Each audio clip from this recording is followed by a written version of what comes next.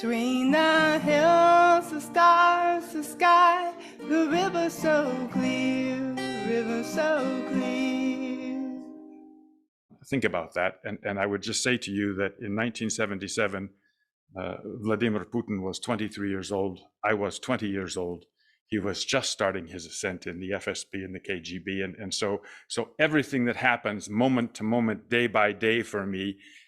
Here I sit in little Bismarck, North Dakota, but I am quite connected to Moscow. I am quite connected to Kiev and what happens in Ukraine. I have been on the grounds where the bombs are falling. I have friends still who communicate with me from Central Asia, from Kazakhstan, from Tajikistan. That was the first maybe 25 years of my volunteer work with Winrock was in former Soviet Union, teaching how could we change the communist economy of the past to the free market of economy of what was then wanted to be today. And then I left the Soviet Union, and it was about 14 years ago that my first assignment in Africa was in Mali. And Ubantu came to me in Mali at kind of the close of a week. On a Friday, I'd been teaching working with a cooperative group, and about 5 o'clock in the evening, the ladies of the community, and it really was the women of the community gathered around what was this stump. I'm going to use a little different picture, not because it's a stump, but the idea of the circle and the gathering is there. And the ladies gathered around this stump, and it was a hollowed out stump, and there was a post in the stump, and so we started with the hammering, and it was the thrashing of the grain in this stump, and it was a very rhythmic thump, thump, thump, thump, and then two ladies grabbed the stick, and it was thump, thump, thump, thump, thump. And there quickly became a pattern and a rhythm to it, to where they could change in the rhythm. And then as they were pounding this grain, and I was the only male around the stump, with the exception of my translator was also Barama was a male, and so he was with me, and kind of there was a little translating. Mostly it was just listening and watching and paying attention to what I was seeing. But what I can't share with you, only if you'll go into imaginations for a minute. We're going to join Dean, if you will. And in that imagination, I want you to picture yourself sort of in a camping forest or in a very rural setting, and you're listening to the thump, thump, the pounding of the thrashing going on here. And all of a sudden, you're pretty sure you hear that pounding going on someplace. And then pretty sure, as you're trying to clarify it, you hear, and we could hear 3 villages. And the 3 villages were communicating with each other. I mean, groups of women in each village thrashing the grain at 5 o'clock, sort of the end of the day. And pretty soon, the word that these ladies were using was Ubantu. And the translation for me was, I am because we are, not because you are, but I am because we are. And this community, this little village, could communicate with that little village and that little village. And then these villages became and were connected through the music of this work. It was absolutely incredible experience. That's going back 15 years. What the story comes really from an anthropologist who was studying. And he had, as the story goes, they proposed a game to the children. And he put a basket of fresh fruit sort of at the other line, at the other end, and they were going to do a little bit of a race. He lined up the kids, and when he gave them the signal to run, he noticed that all of them joined hands and took each other's hand, and they ran together. And then when they reached the basket of fruit, they all sat down in the circle, as you see, and the anthropologist followed over, and the discussion was, why did you run? Why did you grab hands? Why did you go as a group, as a team? And the children explained Ubantu, that how could one of us be happy without allowing the others to share in the happiness? And so when Marnie called, and Beth is here too, Beth and I were having lunch months ago, and she said, well, no, I maybe suggested to Beth that, I would love to get back into doing programs again, or I would love to find a productive way sharing the stories that I have amassed over the years of this kind of story. And time went on, and so then all of a sudden Beth called and said, do you think you'd be willing to do would you speak to the UU church? And I said, I've done that before. Absolutely, I would. Well, maybe I've talked to Marnie, and Marnie's liable to get a hold of you. And so, of course, Marnie called, and it's because I can't say no that I always say yes, and so that's why I'm here. I would sort of like to take us. I have three things that I'd really love to share with you this morning. One is Ubantu. Second, I'd like to kind of touch base and stomp on the word interdependence. I know that is one of your 7 principles. And interdependence has become something that I focused a lot on. I'm going to take the interdependence to what I call win-win, which would be Stephen Covey's way of what I think is applying and practically finding a way to apply this idea of interdependence. And so well spoken in the last song we just sang. The words that song spoke to that. When I teach overseas, and you're seeing it actually translated in French, when I have literally been able to go from the west coast of Senegal and Guinea to the east coast of Mozambique. So I really had a chance in the past 14 years to teach almost all teach in all of the countries in Central Africa.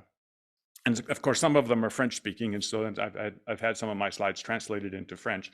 But this is something that this is a kind of a practical thing that I've taught. Is whenever two minds tend to disagree, I've tried to change my head and change my language so that it's when we tend to disagree, teach me how you see.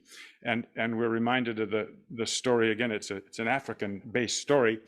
The 6 blind folks that walk up to the elephant and are describing what it is they see, and the one who touches the leg thinks he's up against a big tree, and the one who touches the ear thinks it's a huge fan for the pharaoh. The one who touches the tail thinks he's got a snake. One who touches the tusk thinks he's got a spear.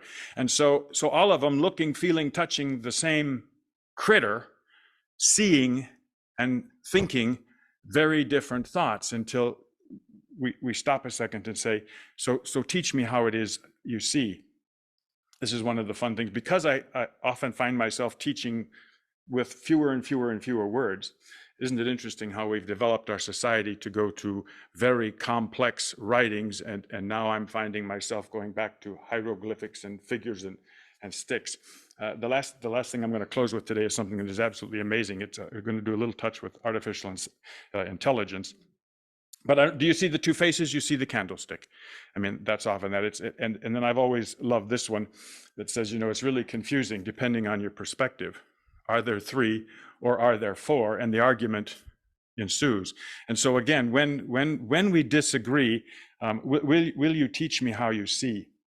More recently, a program I've been working with is called Roots-Africa. Marnie mentioned it. And about 3 or 4 years ago, a friend of mine who I actually went to the Soviet Union with had met somebody in Maryland and introduced me to Cedric. Cedric has started this new foundation called Roots-Africa. And in that, what we have developed is an each one teach one. So we're essentially working with juniors and seniors in a 4-year program. And we will teach via Zoom, just like you're using the camera today. So 4 o'clock in the morning, I will get on and begin working with a class that is sitting in a university or an institution in Africa that may have 20 or may have 50 students in, and I will do not quite an hour presentation. We'll try to do a workshop, but it's starting to present information about a free market economy. It's about leadership. It's about cooperatives. It's about how do we work together? How do we think like an entrepreneur? How do we think about marketing and possibilities? There are three really consistent challenges to the African economy, and poverty and agriculture and the environment, and they're in touch with all of that. They're trying to work very hard and really, but on a very basic system. I mean, now we're going to take you back to the village that barely has power. I remember that as an American with plenty of money in my pocket, I think I gave them extra $10 so that they could buy gas to put in the generator so we could watch the soccer championship one evening while I was there. So I was able to provide the fuel to run the generator so that the television could go. And we would gather, just as we are here this morning, we gathered around as a community in a village and were able to see the soccer match that night. let us say that I did do a little homework, Marnie, knowing that I was coming this morning to a church environment. I thought, I wonder what the Bible says. Sorry, I just didn't know myself, so I thought I better look it up. And I was going back to my library kind of stuff, that you just got to ask the question. You got to be willing to ask the questions to find out. So actually, the book of Corinth and the book of Ephesians has quite a bit to say about interdependence. We know, and I mean, in a sense where it's really the balance between self-interest and group interest. I love the way Stephen Covey has put it. And this has probably become the most meaningful way for me to think about it. The base word is dependence.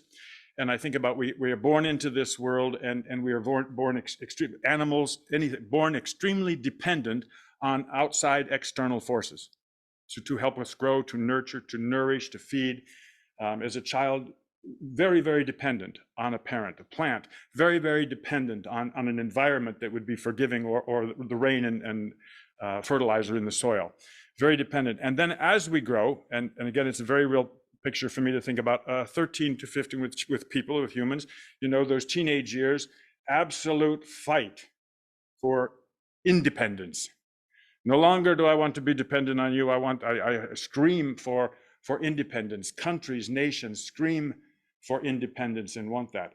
And then the next step on, and Covey's word is maturity continuum, which I really love.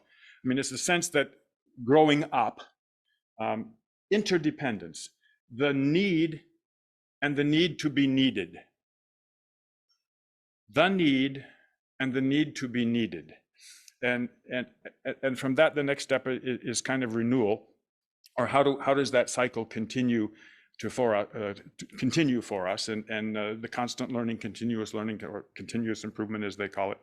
I've just always loved the concept of being dependent and wanting, yes, as soon as you learn something, you want to teach it, you want to know it, you know it all, and then you discover there's a couple new angles you hadn't thought about, you see it from a new perspective, and then all of it. So the need and the need to be needed, that sense about being interdependent. Well, I found that respect is maybe the word that I love to use, is mutual respect. But the win-win paradigm is what I have found that when I think about why the pumpkin patch has been successful. One of the major reasons I think the pumpkin patch is successful is because we have implemented for onwards of 40 years on interdependence. I mean, we know that we depend on young people and their energy and organizations in our community to provide sweat equity and labor to help make things work at the patch. You don't haul, the total is, folks, 500,000 pounds of pumpkins. That's 13 semi-loads of pumpkins that come in and go out of that little farm. You can't move that much. I mean, you can't do it with tractors because you'll damage them. So it has to be one by one, each one teach one at a time. That's a ton of labor. And we get that through the energy of our younger people in our community. And for that, we reimburse organizations. Now there's a bit of the word is not cheat, but you see, we're not paying wages and taxes on an hourly basis. We're reimbursing groups and teams and organizations of people to make it work. That is what I call the win-win. You see, when that happens. And what I love is, by a show of hands real quick, I would say, how many of you have used the word compromise in the last 24 hours? In the last 2 days? In the last week? Let me ask you to take the word compromise and put it deep into your pocket, and I'll tell you why. Compromise is lose-lose. Tell me if I'm wrong. You come to a situation and you see how you see, and you look at it, and somebody either agrees or disagrees with you, and so you discover that you see it differently than somebody else. I don't want to say that the opinion is, the vision is, I am right, you are wrong, good, bad, but we come with different perspectives, and we see it every day in our Washington, and we see it all over the place. So the beauty, they say, is that we come together and we see it differently, and our democracy demands that we fight about the differences, and from the fighting of the differences comes a better solution. 9 times out of 10, my experience is we fight, and the words become, well, if you give up this and I give up that, if you lose this and I lose this, okay, we'll choose to be okay with this. But this will be the compromise. And I just want to say, good for Stephen Covey. He said, no, this is not enough. That instead of focusing the energy on the argument, teach me how you see, teach me what it is you value, and now let's look this way.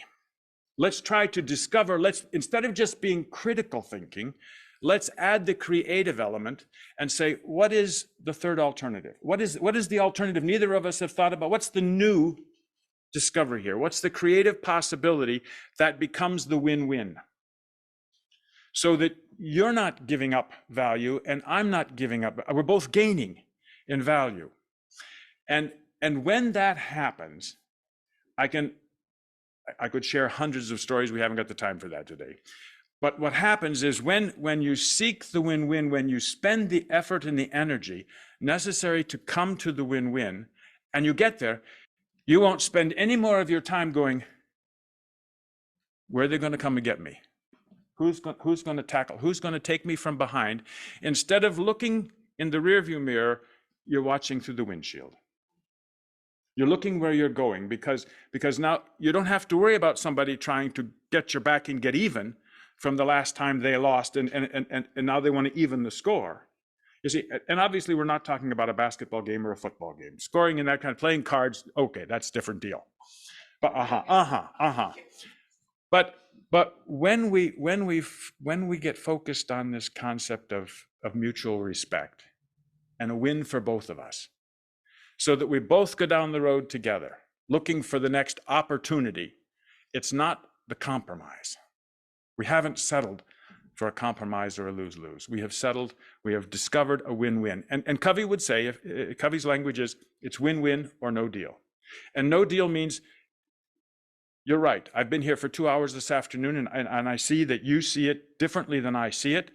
I continue to try and understand from your view, but the reality is it's going to take me a little time to go off and cook and think about a way that I can create that value for you. I don't have it this moment, but I have confidence in the process and I have confidence in my abilities to get there.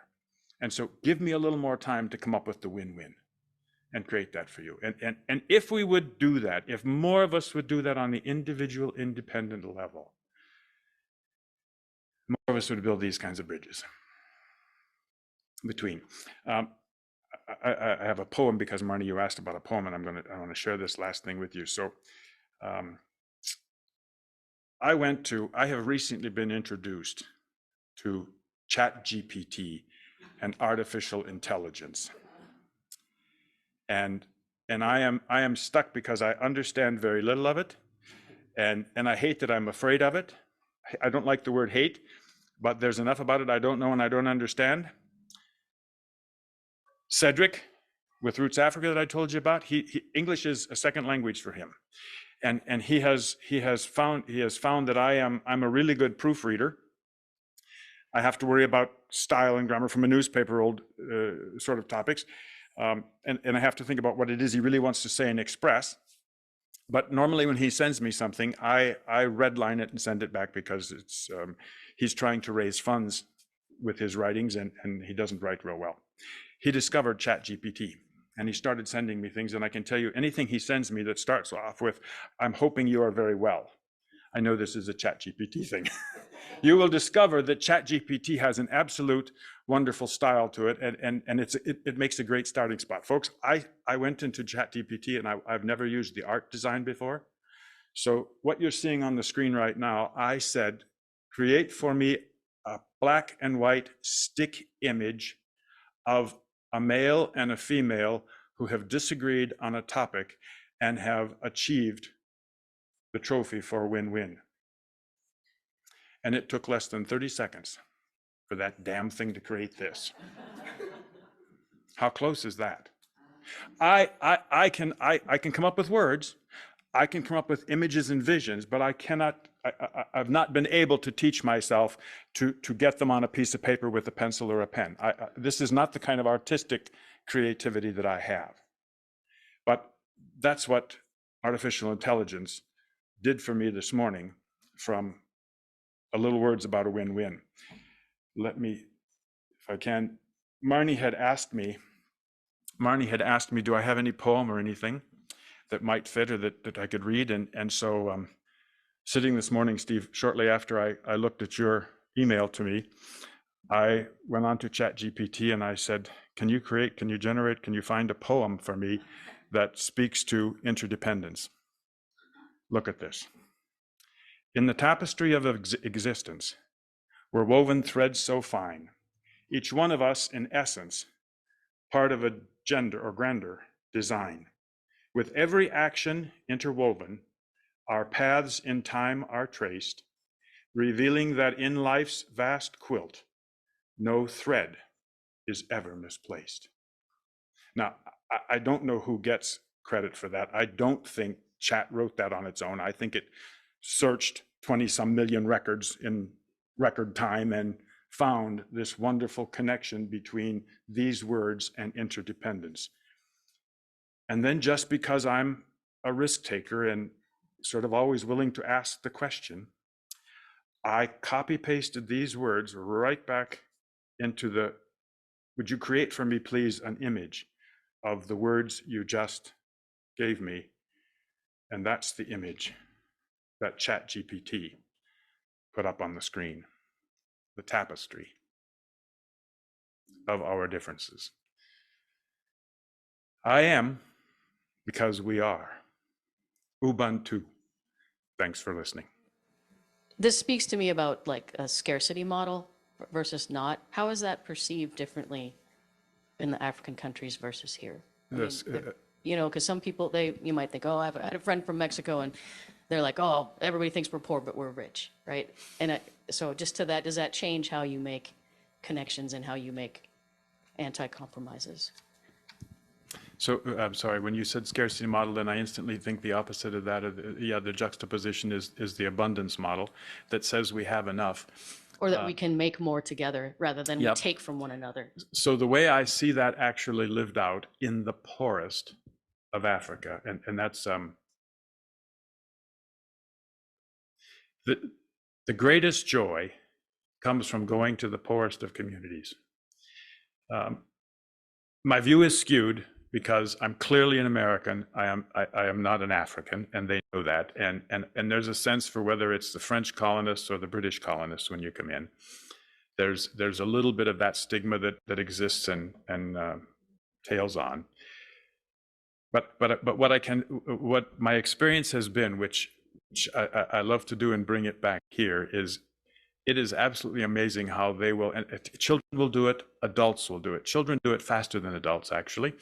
They will break the bread one more time. They will break the candy bar one more time. They will smash. They will find to make more pieces as soon as somebody else shows up and comes. There is always enough. Not always. As a matter of fact, if Cedric were here, one of the things that Cedric would share with you that has touched me, he doesn't, you know how we use the line, greed is really the problem? He won't use the word greed, he uses hunger.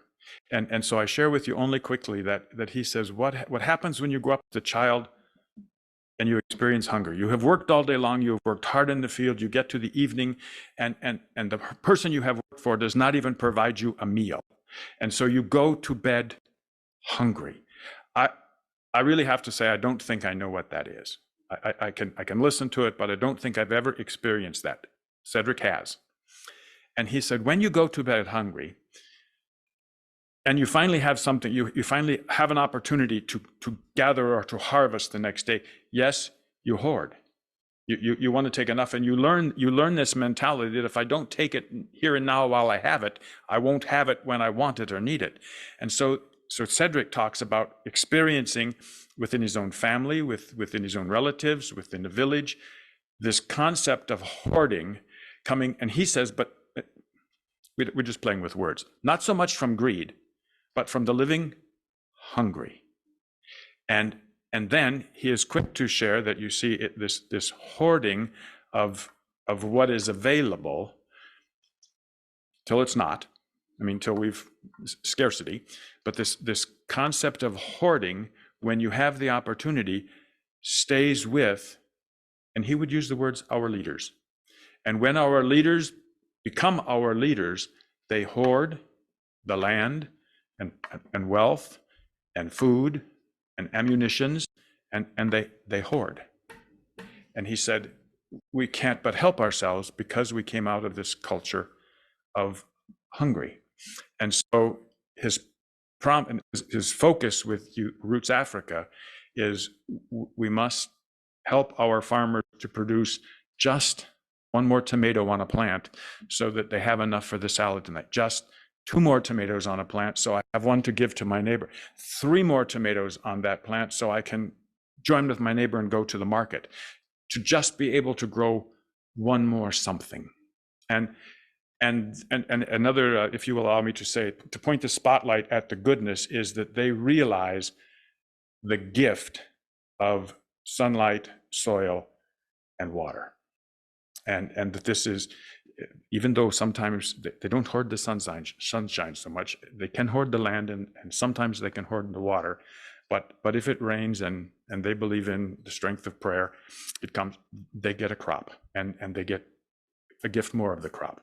So the efforts with Roots-Africa is much more to just help them get 1 more tomato, 1 more cucumber, another batch of lettuce.